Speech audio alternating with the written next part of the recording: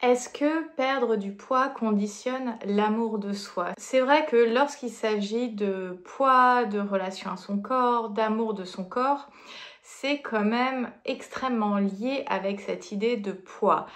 Et c'est vrai que j'y pensais notamment pendant les JO où j'ai pas mal suivi notamment Florent Manodou qui est voilà, une personnalité que j'aime bien.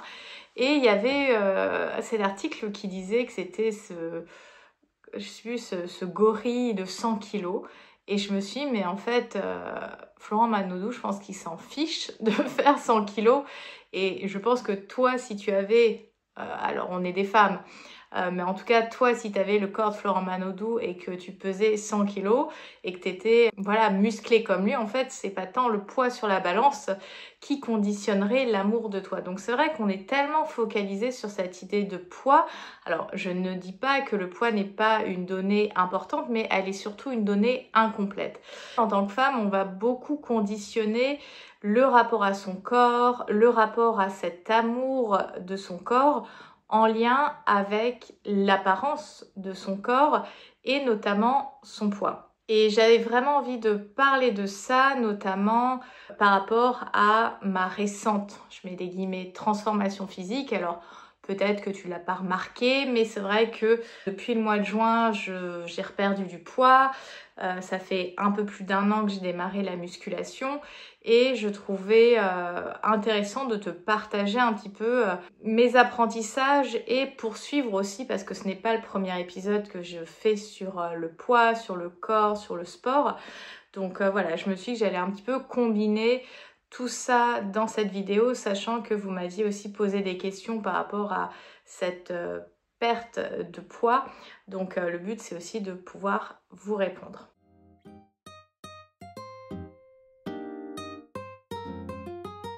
Bienvenue dans le podcast Âme Fauve, je suis Sarah Zerbib, plaisirologue et psychologue. La question que j'ai envie de te poser, c'est: as-tu envie de rugir de plaisir? Ici nous parlons de vie intime et charnelle, de sexualité et de plaisir, et surtout de la relation qu'on développe avec son corps.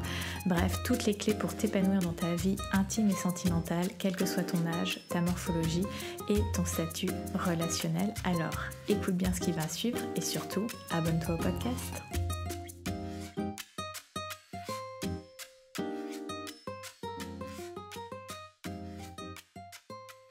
Quand j'ai partagé cette story disant que j'avais reperdu quasiment 10 kilos, la question qui est le plus revenue, c'est comment j'ai fait. C'est vrai que même moi, je me rappelle à l'époque où j'étais vraiment dans une obésité, alors ça ne se dit plus, mais une obésité morbide, etc.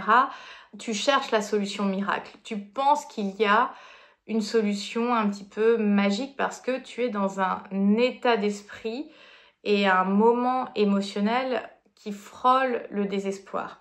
C'est-à-dire que tu es tellement mal dans ton corps, tu as l'impression que ton corps, il est contre toi. Tu as l'impression que tu n'y arriveras jamais, que tu penses qu'il y a une solution, peut-être un secret qui t'est inconnu, et tu te dis, bah, tant que je n'ai pas ce secret, tant que j'ai pas cette formule magique, ça ne marchera pas pour moi. Personnellement, je l'ai déjà partagé dans des contenus. Moi, pendant longtemps, j'ai cru que je ne pouvais pas perdre de poids parce que bah, depuis mon enfance, j'ai pris du poids régulièrement et j'ai grossi régulièrement. J'ai pas pris 20 kilos dans une année. Enfin, dans mon parcours, ça a été progressif. Après, il y a eu les troubles du comportement alimentaire liés à des traumas, notamment sexuels. Hein. J'ai déjà partagé plusieurs fois autour de ça. Donc, les kilos chez moi étaient une vraie protection. C'était aussi une manière de repousser le désir de l'autre. Bon, tout ça, je l'ai beaucoup travaillé. Et en fait, les fois où j'ai essayé, les fois où j'essayais de me restreindre, ça ne fonctionnait pas parce que, en fait, il y avait une sorte de conditionnement de dès lors que je vais réussir à contrôler le chocolat ou le gâteau ou l'aliment que je considérais comme dangereux, pour moi, ça voulait dire que ça y est, j'allais réussir à perdre du poids. Mais en fait, ça, c'était que la partie superficielle de l'iceberg qui était liée au TCA. Derrière, c'est pas que je mangeais fondamentalement mal parce que j'ai eu la chance de grandir dans une famille qui a toujours cuisiné, qui a assez peu mangé de plats préparés. Donc, c'est une chance que j'ai eue par rapport à d'autres personnes. Mais voilà, ce qui m'a amené à prendre du poids, ça a été les quantités, certaines associations d'aliments et les quantités notamment liées à l'hyperphagie, à ce trouble du comportement alimentaire que j'ai eu de mon adolescence jusqu'au tout début de la vingtaine. Le moment où j'ai commencé à traiter entre guillemets ce sujet-là, c'était en 2008, à partir de 2008. Il y a eu des facteurs multiples. Et pour perdre du poids, il y aura besoin de facteurs multiples. Et bien sûr, le facteur alimentaire en est un. Mais ça demande aussi de travailler sur sa dépense énergétique, donc l'activité physique. Alors l'activité physique à elle seule ne suffit pas à perdre du poids, mais le but de faire du sport dans une perte de poids, c'est de pas perdre trop de muscles. Parce que parfois on est tellement focalisé sur ce poids sur la balance qu'on se pose pas tant la question de qu'est-ce que je suis en train de perdre. Et moi au début de mon parcours, quand j'ai commencé à perdre du poids en 2008, je me posais pas toutes ces questions. C'est venu au fur et à mesure que j'ai appris autour de comment fonctionne le corps, comment fonctionne la nutrition, etc. que j'ai compris que je ne cherche pas à perdre juste du poids. Tu cherches finalement à perdre ton gras. Parce que ce qui nous dérange, comme je disais avec l'exemple de Florent Manodou, c'est pas tant le poids qui nous gêne, c'est le gras qui nous gêne. Voilà, c'est ce qui peut être considéré comme disgracieux, qui peut nous empêcher de faire certaines choses dans notre quotidien, etc. Alors je ne dis pas qu'il faut supprimer tout le gras parce qu'on a besoin de gras et le corps féminin a de toute manière une masse graisseuse plus importante que le corps masculin parce que anatomiquement, on est celle qui portons les bébés. Donc, c'est-à-dire qu'on a besoin d'une réserve en graisse un petit peu plus importante que les hommes. En fait, moi, ce qui m'a aussi beaucoup aidé dans mon parcours, quand je regarde ce parcours dans la globalité, c'est d'apprendre. Parce que, en fait, j'avais tellement intégré d'informations fausses avec lesquelles on est bassiné de les féculents ça fait grossir et il faut pas manger tel aliment. Donc effectivement, j'ai évolué, grandi et peut-être c'est ton cas avec une diabolisation de certains aliments. Aujourd'hui, je peux me dire fièrement que je peux avoir tous les aliments que je veux à la maison. Je vais plus avoir de compulsion alimentaire dessus. Après, voilà, c'est sûr que je mange pas les mêmes quantités, etc. Donc finalement, comment j'ai reperdu ce poids? Pour celles et ceux qui ont suivi mon parcours depuis le début, j'avais partagé que j'avais utilisé la méthode Weight Watchers et c'est quelque chose qui m'a beaucoup aidée. J'ai beaucoup appris grâce à cette méthode, mais j'étais assez insatisfaite du fait que maintenant ce n'était plus qu'en visio depuis le Covid. Weight Watchers France a disparu au profit de la Belgique. Personnellement, j'étais plus du tout satisfaite du contenu des ateliers, etc. Enfin, je m'y retrouvais plus. Et comme ça faisait presque une année que j'avais démarré la musculation, j'avais aussi envie d'avoir un accompagnement plus spécifique autour, alors je vais pas dire alimentation sportive, mais mieux comprendre ce dont je peux avoir besoin, ce dont mon corps peut avoir besoin pour l'accompagner au mieux. Voilà, j'ai mon amie Irina, d'ailleurs, elle avait participé à un épisode du podcast autour des troubles du comportement alimentaire, donc je te le remettrai dans la barre de description.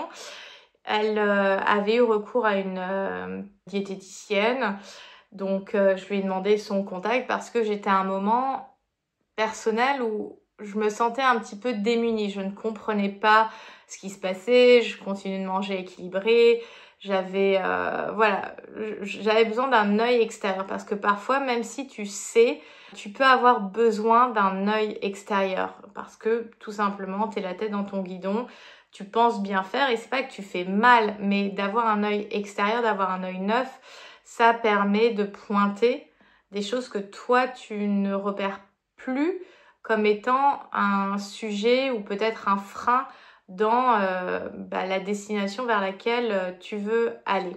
Donc j'ai fait appel à cette professionnelle. Finalement, ce qui en est ressorti, c'est que grosso modo, j'ai un bon style de vie, mais petit à petit, mes quantités ont réaugmenté. Donc j'avais fait des calculs au niveau de mes besoins caloriques, etc. J'avais mal évalué et voilà, ça plus ça plus ça a fait que. À côté, il y a eu aussi des sujets un petit peu plus personnels qui ont fait que l'alimentation, même si ça reste un sujet qui est important pour moi parce que voilà, j'y mets de la valeur, j'y mets du sens autour d'être en bonne santé. Voilà, j'avais aussi d'autres sujets qui m'ont beaucoup pris la tête sur l'année où j'avais repris, ou les 2 ans sur lesquels j'avais repris ce poids-là. Il y a quand même eu une IVG, il y a eu une rupture sentimentale, il y a eu pas mal de sujets qui peuvent faire que tu compenses un peu avec la nourriture. Compenser par la nourriture, c'est pas forcément le signe que tu re-rentres dans des TCA, c'est que à un moment donné, l'alimentation peut devenir un petit peu plus émotionnelle. Ça arrive, le but c'est de le reconnaître et de trouver des espaces où tu peux travailler sur ce côté émotionnel autrement que via la nourriture. Voilà, ça a été un peu le contexte, et le fait d'avoir eu ce regard extérieur, eh bien, ça m'a permis de mettre le doigt sur le fait que par rapport à où j'en étais, c'était plus un sujet de quantité. Bien sûr, il y a aussi des sujets d'association de certains aliments, privilégier d'autres aliments par rapport à ce que je pouvais consommer. Alors, à nouveau, c'est pas pour supprimer des aliments. En tout cas, personnellement, des fois, tu rentres dans une routine et tu en viens à ne plus consommer certains aliments alors que tu savais qu'ils fonctionnaient bien pour toi, qu'ils rassasiaient beaucoup ton corps, qu'ils te permettaient de te sentir mieux, etc. D'ailleurs, ça me fait penser, j'ai aussi eu un traitement de 6 mois de candidose. Ça a aussi amené beaucoup de perturbations. Et disons que sur l'année dernière, entre le mois de juin et la fin d'année, par rapport à l'alimentation, ma priorité aussi, c'était de traiter cette candidose qui me crée énormément de symptômes au niveau digestif, de grosses douleurs, un inconfort, mon ventre gonflé, voire triplé de volume quand je mangeais. Donc c'était aussi une véritable souffrance dans ce vécu corporel. Donc il y a aussi eu ça qui a été une période compliquée parce que oui, tu as un régime candidose, tu dois enlever pas mal d'aliments pour traiter cette inflammation et cette infection entre guillemets, c'est-à-dire ce surdéveloppement d'un champignon qui est naturellement présent dans le corps mais qui, sous l'effet de plusieurs facteurs, peut se démultiplier de manière pathogène et donc amener tout un tas de signes cliniques. Moi, je pense que ma candidose, elle s'est déclenchée suite à l'IVG, aux médicaments que j'ai pris. Enfin, j'ai fait une IVG chirurgicale, mais tu prends quand même des médicaments. J'avais repris un petit peu la pilule après, puis je l'ai réarrêtée parce que ça m'a tué la libido. Et que c'est quand même un domaine sur lequel je travaille et j'avais pas envie de me retrouver dans un moment où j'étais plus connectée à mon corps aussi de cette manière-là. Donc il y avait eu ça, il y avait eu énormément de stress. Le stress acidifie le corps et cette acidification du corps peut amener sur des terrains un petit peu plus sensibles cette candidose à se développer. Déjà, il y a eu ce traitement de candidose qui a été assez prenant et qui aujourd'hui, ça fait 1 an révolu que j'ai commencé ce traitement-là. Au bout de 6 mois, ça allait quand même beaucoup mieux. Et là, je peux dire que j'ai retrouvé un système digestif normal. C'est-à-dire que quand tu n'as plus des maux de ventre en permanence, quand ton ventre ne gonfle plus de manière anormale quand tu manges, eh bien tu récupères une liberté de dingue. Et c'est là où tu vois que le fonctionnement de nos intestins, notre estomac, quand on dit que c'est potentiellement même notre premier cerveau, tu comprends parce que ça impacte tellement ton quotidien et ton moral que quand ça dysfonctionne, c'est très très lourd, c'est très très lourd. Donc là, je peux te dire qu'il y a une libération. Alors ça ne veut pas dire que je ne fais plus du tout attention à ça. C'est vrai qu'il y a des réflexes dans mon quotidien qui sont restés. Et je sais que voilà, s'il y a sur quelques jours une accumulation de certains types d'aliments qui sont un petit peu plus candidos friendly, je peux avoir une mini réaction, mais tout de suite les choses se remettent dans l'axe parce que voilà, j'ai les bons réflexes, etc. C'est comme quand j'étais blogueuse et que j'ai déclenché une dermatite périorale. Aujourd'hui, je peux dire que ça fait 4 ans peut-être de manière révolue où que j'ai pas eu de crise et on continue toujours de m'écrire par rapport à cette dermatite périorale parce que voilà, mon blog reste très bien référencé, mes vidéos restent très bien référencées sur ces sujets-là. Et quand tu as pratiqué, que tu as adopté certains réflexes, eh bien, voilà, ces nouvelles habitudes, elles persistent. Il n'y a plus de sujet en fait parce que c'est intégré dans ton quotidien. Pour répondre à cette question, comment j'ai perdu ce poids-là? Eh bien, c'est essentiellement via l'alimentation, c'est-à-dire un déficit calorique.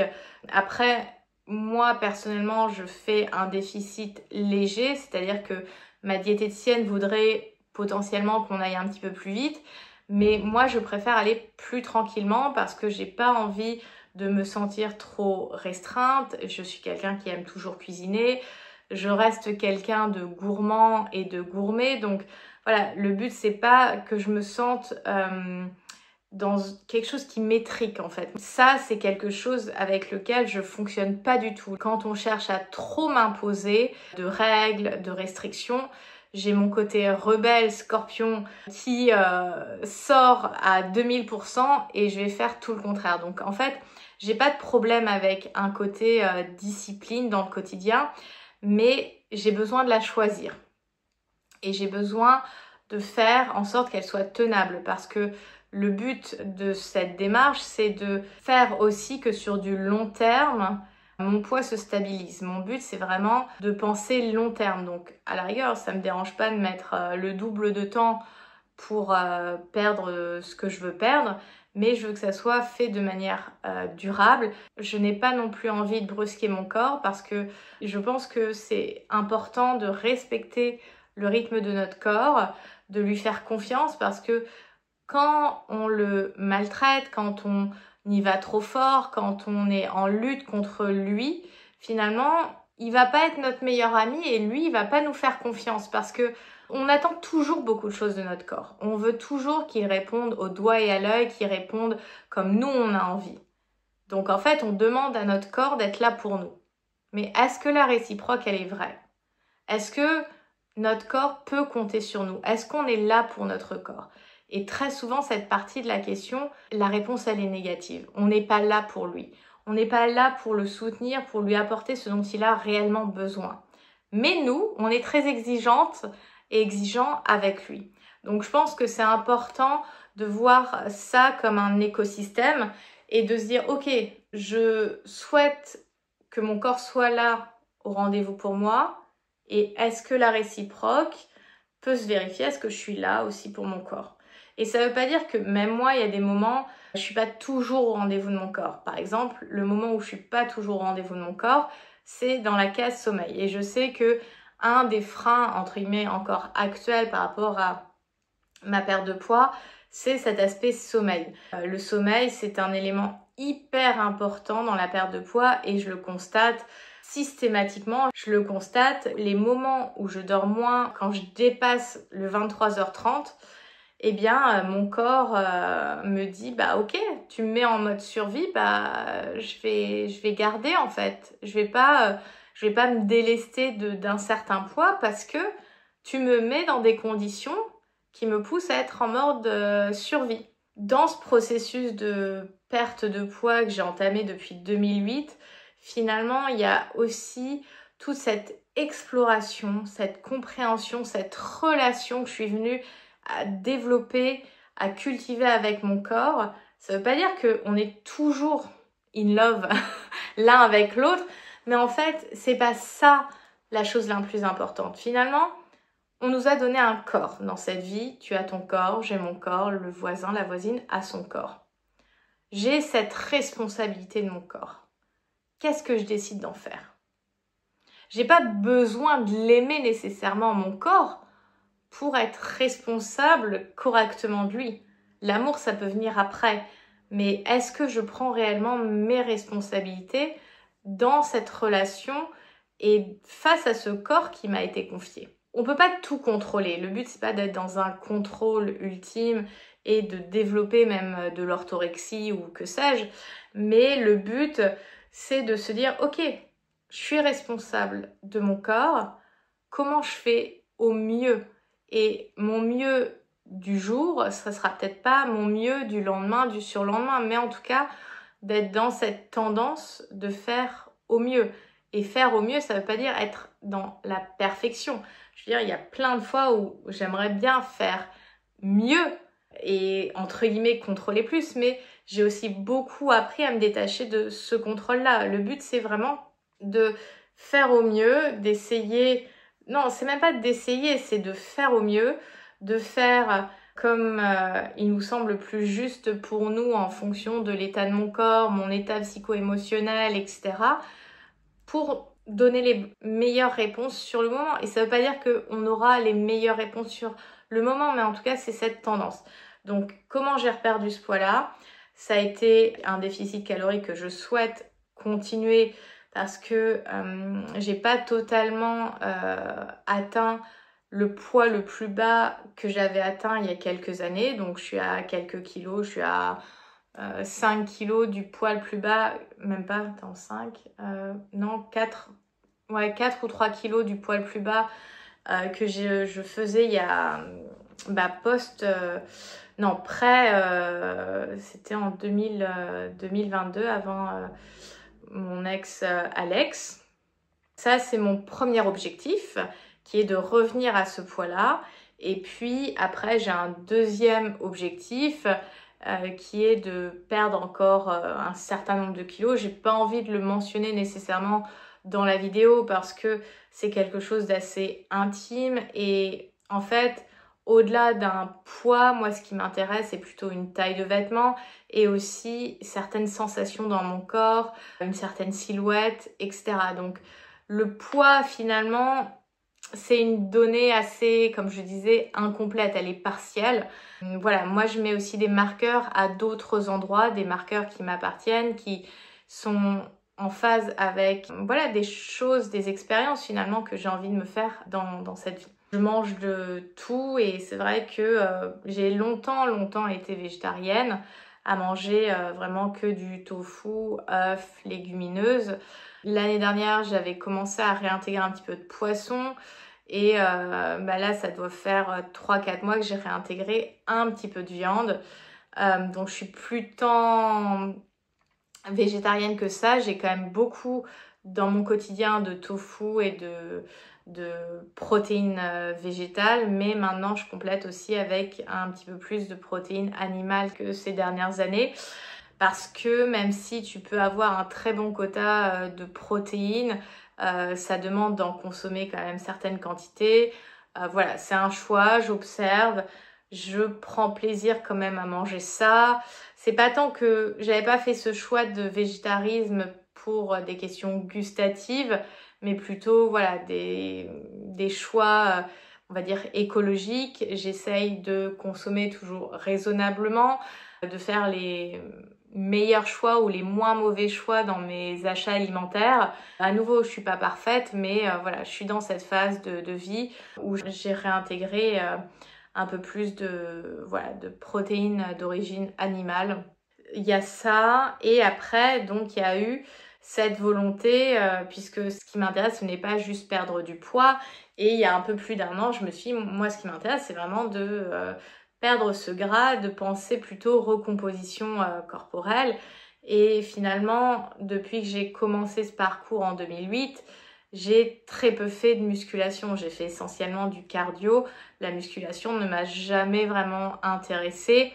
Mais je me suis dit, c'était à la rentrée de 2023, j'avais testé un cours ou deux de body pump dans une salle. Et finalement, je me suis inscrite dans une salle. Si on m'avait dit un jour que je m'inscrirais dans une salle, je ne l'aurais pas cru parce que c'est vraiment pas mon truc, aller sur les machines, etc. Mais finalement, en fait, tout ce qui va être plutôt cours collectif, ça me parle vachement plus, même si moi en tant que telle, j'ai pas besoin de quelqu'un pour aller à la salle de sport, j'y vais vraiment toute seule. Mais je trouve ça sympa, sachant que j'ai un métier où je travaille essentiellement seule. Quand je vais dans les cours collectifs, ça me permet de voir du monde, d'élargir mon cercle social. Ça veut pas dire que ce sont des personnes qui vont devenir des BFF, mais voilà, ça me permet de varier finalement les sphères sociales dans lesquelles j'évolue. Je me suis inscrite à cette première salle de sport et puis une salle de sport a réouvert un petit peu plus proche encore de là où je suis. Donc je me suis dit tiens, je vais un peu les comparer et cette nouvelle salle a un bassin et pas mal de cours aquatiques et c'est vrai que moi j'adore être dans l'eau.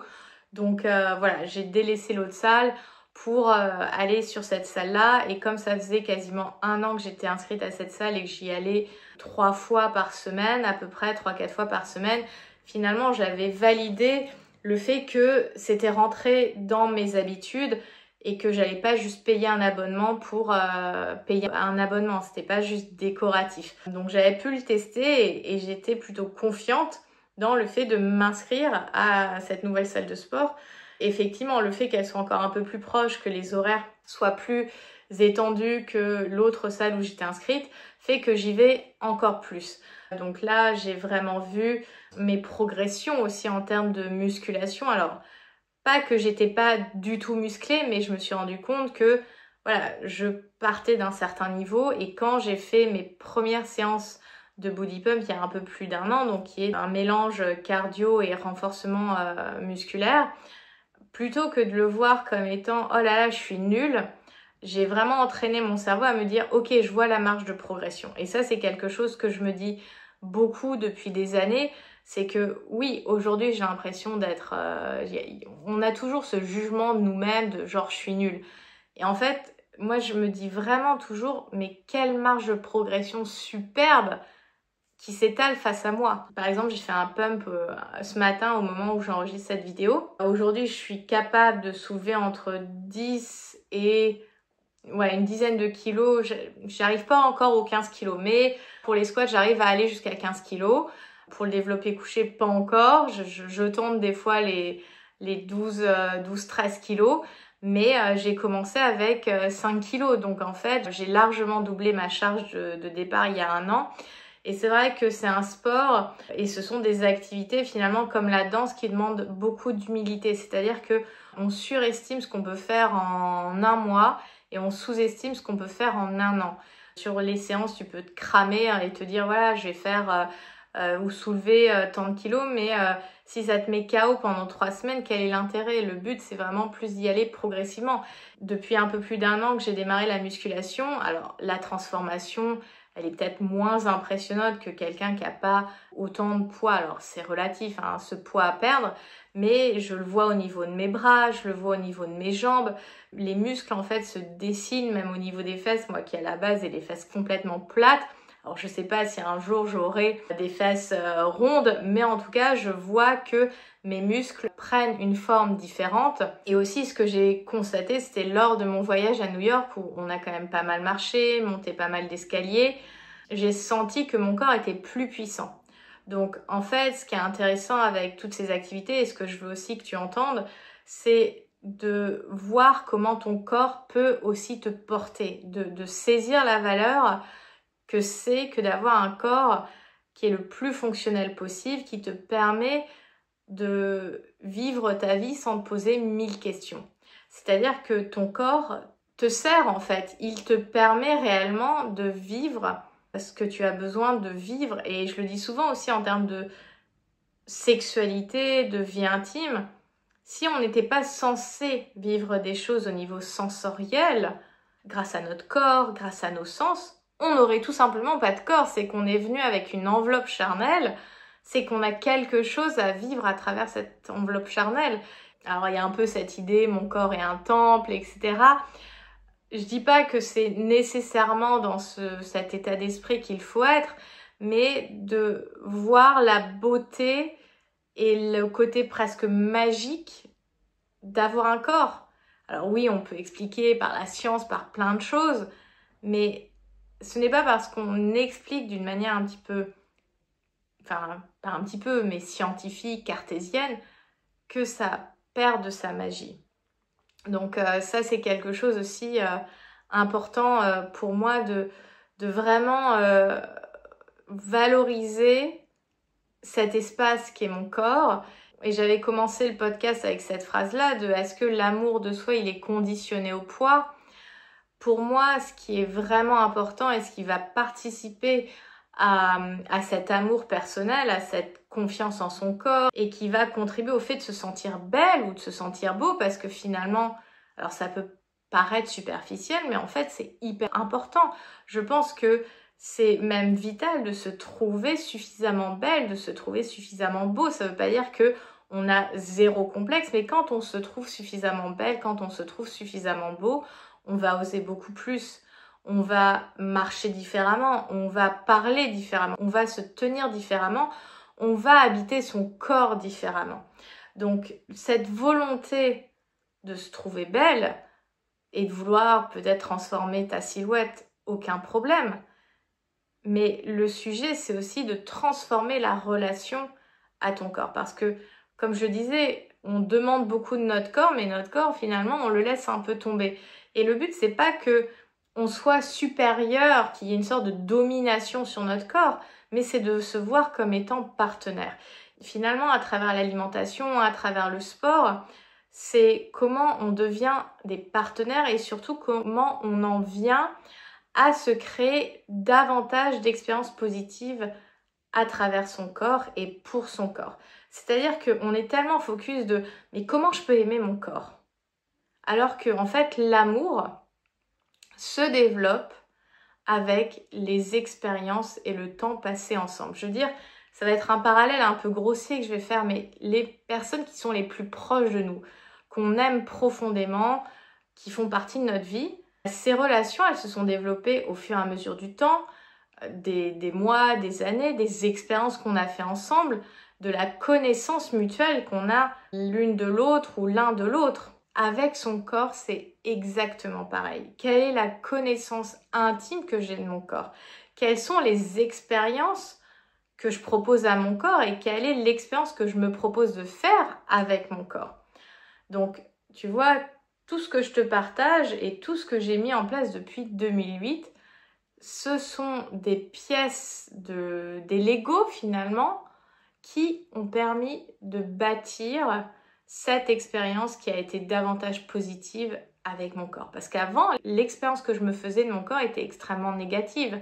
Ça a été un terrain de trauma, ça a été un terrain de violence auto-infligée et hétéro-infligée. Il y a eu des personnes extérieures à moi qui ont impacté la relation que j'avais avec mon corps, mais ça, j'avais pas le contrôle dessus. La marge de manœuvre qui me restait, c'était ok, qu'est-ce que je décide de faire de tout ça? Alors, bien sûr que je suis passée en thérapie, bien sûr que j'ai travaillé sur moi, bien sûr que j'ai réglé des conflits internes. Mais une fois que ça s'est réglé, c'est comment je cultive cette relation à mon corps. Et il y avait aussi une question qui était venue par rapport à ce podcast que je voulais faire de est-ce que je pratique l'alimentation intuitive? Honnêtement, non. Pour moi, bien sûr que c'est important d'écouter son corps et il y a eu des fois où j'ai constaté ton corps appelle certains types d'aliments parce que il y a dans ces aliments quelque chose dont il a besoin. Mais parfois, je pense que l'alimentation intuitive, alors je m'y connais pas du tout dans ce domaine-là, hein, je pense que c'est comme le jeûne intermittent, etc. C'est peut-être des choses qui fonctionnent très bien pour des personnes. Moi, le jeûne, l'alimentation intuitive, je suis pas sûre que ça soit un cadre dans lequel ça me convienne et je sais que l'alimentation intuitive, c'est pas du tout une réponse adaptée quand on est dans un traitement de TCA. Alors, je suis plus dans les TCA, mais je pense que j'ai peut-être, même si je me sens très sécure, j'ai peut-être besoin d'avoir un cadre un petit peu plus, non pas contrôlant, mais un périmètre, un terrain entre guillemets de jeu dans lequel j'évolue. Et peut-être qu'à un moment, entre guillemets, je compte pas toutes mes calories, etc. Mais j'ai quand même une fourchette et je note encore, là je suis en perte de poids, donc forcément j'ai un feedback à donner à la personne qui m'accompagne, etc. Mon but, c'est effectivement de pouvoir le faire de manière un petit peu plus peut-être intuitif. Voilà, j'imagine pas être en mode YOLO, j'ai envie de ci, j'ai envie de ça, parce que bien sûr qu'on a énormément d'envie lorsqu'il s'agit d'alimentation. Le but, c'est pas de se priver de tout, comme je disais, le but, c'est de trouver un point d'harmonie. Et moi, mon objectif dans la vie, par rapport à mon corps, par rapport à mon alimentation, par rapport à finalement tout ce que j'ai vécu dans ce domaine-là, c'est de trouver un point d'harmonie. Comme je le disais au début de ce podcast-là, c'est de trouver aussi des habitudes qui soient durables. Parce que quand c'est durable, c'est plus une contrainte, c'est plus perçu comme une restriction, ça fait partie d'un style de vie. Je veux dire, aujourd'hui, c'est très très durable le fait que je fasse du sport. Et en même temps, on m'a même longtemps mis en fait cette étiquette de pas sportive, mais en fait, j'ai tout le temps fait du sport dans ma vie. Et je suis peut-être pas l'image classique de la sportive, mais en fait, je suis sportive. Donc après, c'est comment tu décides de t'approprier certains marqueurs sociaux. Le fait d'être sportif, et on l'a vu cette année avec les JO, il y a des corps très différents. Finalement, je suis sportive. Je fais, je sais pas, entre 4 et peut-être 6-7 heures de sport par semaine. Donc oui, je suis sportive. J'ai développé les capacités de mon corps, je développe la résistance de mon corps et je trouve ça très beau en fait d'utiliser cette machine qui est à ma disposition. Et le but bien sûr c'est de perdre ce poids que je souhaite perdre, mais au-delà de ça c'est surtout d'avoir un corps qui est à mon image.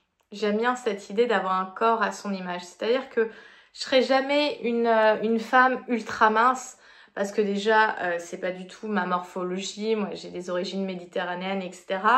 Et c'est pas non plus quelque chose en phase avec ma personnalité. J'aurai toujours de la poitrine, j'aurai toujours des hanches, j'aurai toujours mes jambes en X, j'aurai toujours de l'hyperlaxité, etc. Donc voilà, ce corps est à mon image. Et en même temps, ce corps qui est à mon image, c'est un corps qui se veut élégant, qui se veut avec une certaine posture. C'est un corps qui veut être sensuel, c'est un corps qui veut être fort, c'est un corps qui veut être résistant. Donc plutôt que juste focaliser sur un chiffre sur la balance, l'invitation que je pourrais te donner en conclusion de ce podcast, c'est quelle est l'image que tu as aujourd'hui de ton corps, quels sont les adjectifs, comment tu définis ton corps aujourd'hui et te projeter vers quelle est l'expérience que j'ai envie de vivre avec lui, quels sont les qualificatifs que j'ai envie qu'il représente de ma personnalité. Et moi, je me souviendrai toujours quand j'ai eu un peu ce déclic en voyant cette photo que j'avais dû faire pour mon passeport en 2008 et je me suis dit, mais l'image qui est sur la photo là, ce n'est pas moi.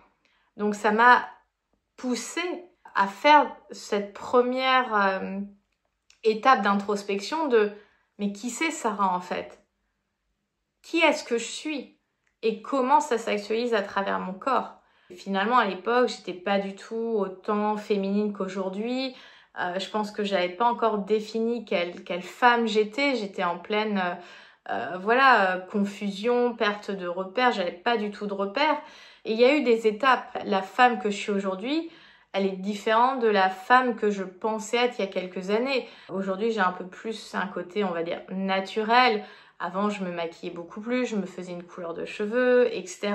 Il y a aussi eu les années blog qui ont fait que j'ai vachement investi le côté esthétique et le côté cosmétique, esthétique me plaît toujours, mais je ne ressens plus le même besoin de m'appuyer sur cet espace. Je trouve ma beauté aussi ailleurs. Donc le but c'est pas d'avoir la réponse à tout maintenant, mais c'est d'être dans cette démarche de qui est-ce que je suis et qui est-ce que j'ai envie d'être à travers mon corps. Comment j'ai envie de me définir, quels sont les fondamentaux de ma personne qui en fait aujourd'hui ne s'expriment peut-être pas à travers mon corps. Et le but c'est de faire émerger ces chemins-là pour qu'il y ait une cohérence entre qui tu es au niveau psychologique, émotionnel et corporel, charnel, sensoriel.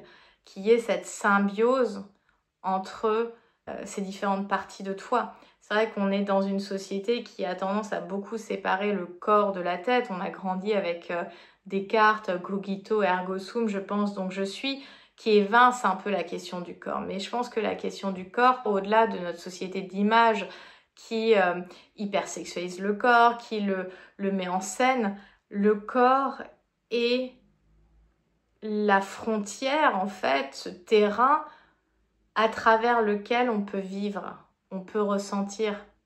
On a un corps, il est fait pour exister, il est fait pour être utilisé, il est fait pour vibrer, il est là, il est présent. Et je pense qu'on a besoin d'être davantage présente et présent avec nos corps et de décider comment on a envie d'être présente ou présent avec lui. Voilà, j'ai envie de vous laisser méditer sur cette phrase-là. Je pensais pas que le podcast allait partir dans toutes ces directions. Je l'ai fait de manière très intuitive, mais comme d'habitude. Voilà, si tu as des questions, que tu aimerais des précisions par rapport à des choses que j'ai abordées dans cet épisode, n'hésite pas à me les laisser en commentaire. Je me ferai un plaisir d'étoffer ou de répondre à tes questions. Si cet épisode t'a plu, je t'invite à liker, à mettre des étoiles sur le podcast, sur YouTube, à t'abonner évidemment. Et puis on se dit à très vite parce que 2025, ça arrive, c'est au coin de la rue. Je te souhaite de très belles fêtes de fin d'année. Prends soin de toi, prends soin de ton corps. Et libère ta version fauve et rugis de plaisir. Je crois que c'est la bonne phrase pour conclure cet épisode de 2024. Bye!